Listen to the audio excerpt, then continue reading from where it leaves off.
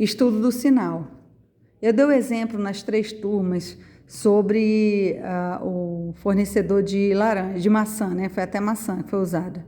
Então, eu dizia lá que a função que define o lucro do fornecedor, do vendedor de maçã, era essa, porque ele vende as maçãs por R$2. Então, R$2 vezes a quantidade de maçã vendida é o valor que ele apura. Só que ele tem um gasto de R$300, faça sol, faça chuva por mês, né? Então, essa fórmula aqui é a fórmula que ele diz quanto que vai dar de lucro para esse fornecedor, para esse agricultor, né? Então, o que que eu tenho que fazer? Eu tenho que igualar essa função a zero. Aí eu faço normalmente. 2x é igual a menos 300, passa para cá 300 positivo. Esse 2 que está multiplicando passa para cá dividindo. Então, eu tenho que 300 dividido por 2 é 150. Ou seja, nesse valor aqui é justamente onde ele não tem lucro e nem tem prejuízo. Porque quando ele vende 150 maçãs, ele apura R$300 e gasta com valor fixo. Então, ele nem está no lucro e nem está no prejuízo. E aí, como é que eu estudo o sinal? Primeiro eu pego a equação igual a zero. Faço aqui, ó, isolo x até saber o valor de x.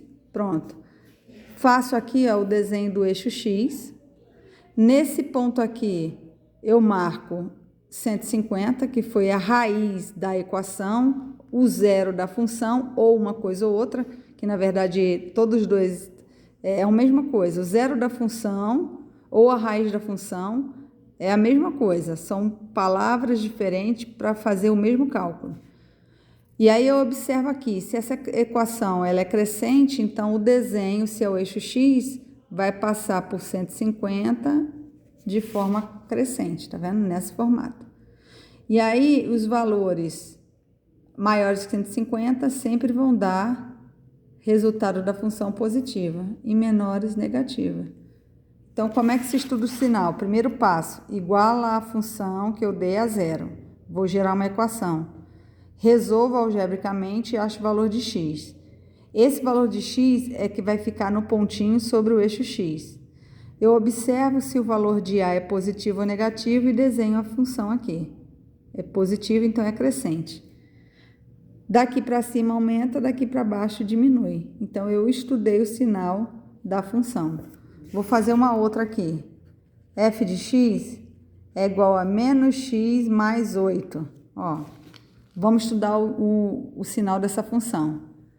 O estudo do sinal é saber aonde fica positivo, aonde fica negativo e aonde fica zero. Nesse caso aqui, o 150 ficou zero.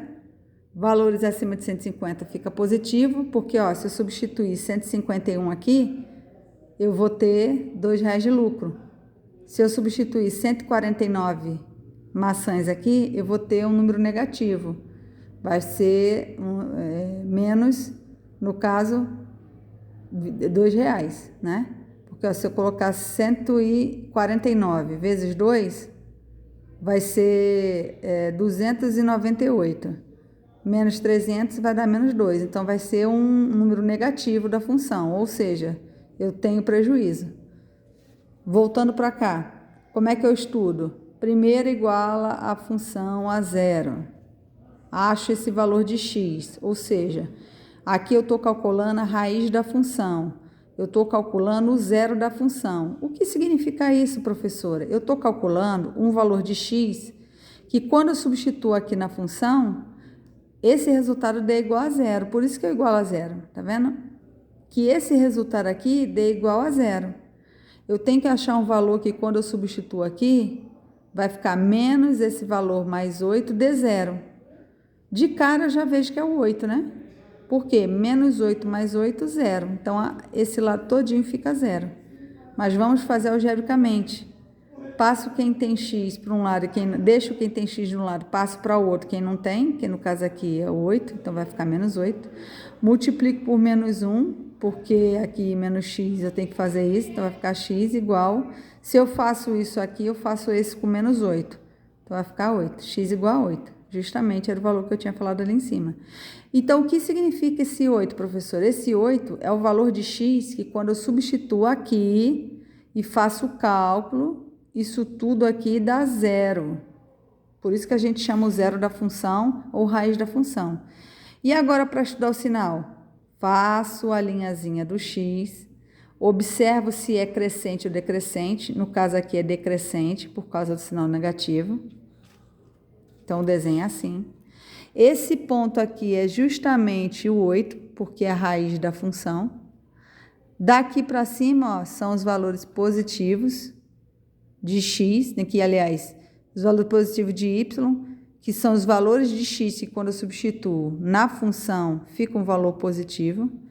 E aqui são os valores negativos de y, ou seja, números maiores que 8, quando eu substituo aqui na função, vão me dar o valor da função negativa, tá certo? Um exemplo, qual o número maior que 8? Inteiro, 9. Substitui 9 aqui, vai ficar menos 9 mais 8. Menos 9 mais 8 é igual a menos 1. Olha, fica negativo o resultado. Qualquer número maior que 8, substituindo aqui no valor de x, a função sempre vai ser negativa. Qualquer valor menor que 8, substituído na função, eu vou ter sempre um valor positivo. Quer ver? Coloca aqui menos 5. Menos 5 é menor que 8, né? Quando eu substituo menos 5 aqui, eu vou ter menos 5, que vai ficar mais 5. Então, vai ficar 5 mais 8, vai dar 13, positivo. Tá vendo? O resultado fica sempre positivo.